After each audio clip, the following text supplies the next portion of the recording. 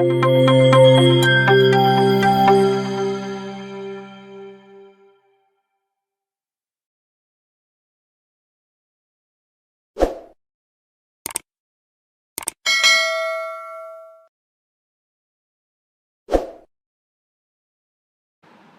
we run this, we got the null here. So as we have declared null over as a value for this particular variable, we just got it here.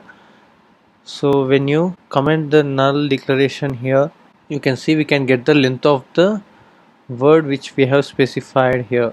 But now when we are making use of the properties, it's clear now. But what if we try to run any methods here? So the methods like lower to case or upper to case, these kinds of methods, let us try to run here.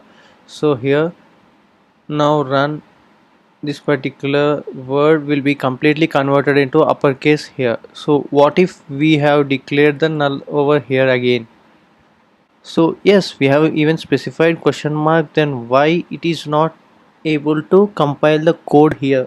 So to execute these particular methods here, we can make use of a safe call operator here. So see how we will try to run this particular code here, abc question mark dot let here. So we are making use of a let, and here we can specify this particular piece of code inside the block of code here, and now you can see now it will not object here, it will not show any error too. And when you try to run this particular thing, see here we have specified null, but it is accepting, and when you see the output here, we got empty here, nothing is being displayed. Why? Because here it returned a null, and we are making use of a let condition here, so it handles this particular scenario and only provides the output if it is not null here. So comment this particular line here, and when you try to run the code here, you will be getting the uppercase values as we got earlier here using the let condition here.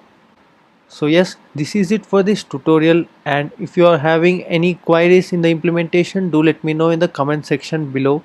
And if you like this tutorial, do like, share and subscribe to our channel for more interesting content.